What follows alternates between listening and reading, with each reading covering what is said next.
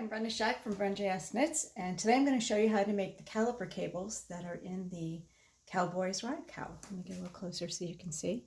So we're going to learn how to make these long, beautiful stitches, and that's what really gives this a very unique look, that and along with the fringe, which you can find in another video. So let's get started. I've already started a sample here, and I'm on the reverse side. Each caliper cable is made up of 2 rows, and when you're working flat, the first row is going to be on the wrong side of the work. So we're going to, as the directions say, to work up to your stitch marker. So I just have 2 more stitches to go here. 2, slip the marker. And now you have to purl a certain amount of stitches. For this particular pattern, you're going to go ahead and purl 6. It's 2, 3, 4, 5, and 6. And then on the next stitch is when you need to make the elongated purl stitch. And all you're doing is you're going into your stitch as if to purl, and you're going to wrap it 5 times. So that counts as 1, 2, 3, 4, 5. Sometimes it's a little fiddly, so it's going to take you a little bit to get used to doing that. And pull it through. And you might want to double check your loops. Every once in a while I'll get 6 on there. So 1, 2, 3, 4, 5. There's 5. So we'll do the next one. 1. So once around is 1, 2, 3, 4, 5. And what this is going to do is make an extra long stitch in the front. That's what those wraps are for.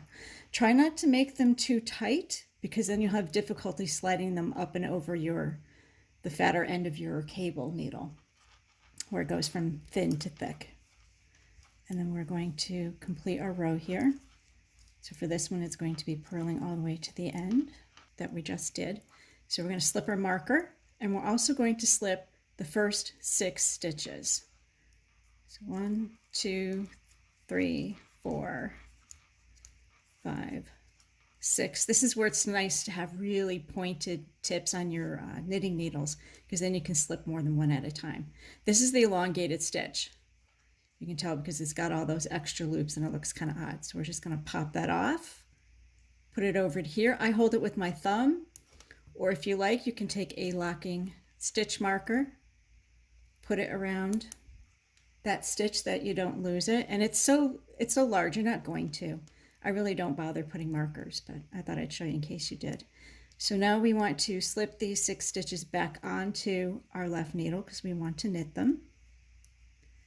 By the way, this is the right crossing cable. All right, we're now going to take that long stitch, because on the right cable we want to knit that first. Put this back on our needle.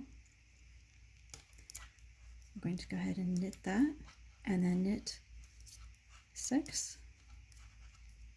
I'll show you what that looks like. So with that long stitch, you're actually knitting 7 stitches, okay? So there's the long stitch. You can see it's stretching all the way across all these others. If you find that it's stretching too much, that it's making big goofy looking cables, then you might want to only wrap 4 times. If it's too tight, you might want to wrap 6 times. This is where doing your swatch first is going to help you an awful lot in figuring out what length you want to make them.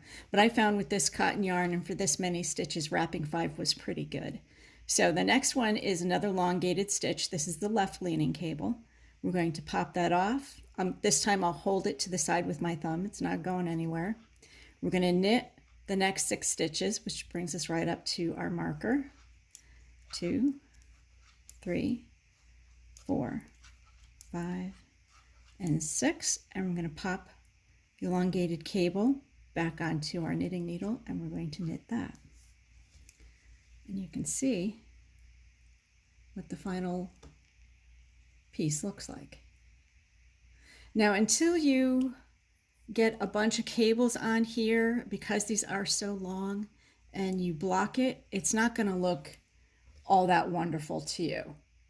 a little bit like lace knitting. You kind of have to wait till you block it till its beauty comes out. So if it's not looking picture perfect pretty, don't worry about it. Just keep going. As long as you can see that you have your cables where they're supposed to be and they're knit properly like this, you'll be just fine. And then we'll slip our marker and we'll head to the other end. And that's how you do elongated caliper cables flat.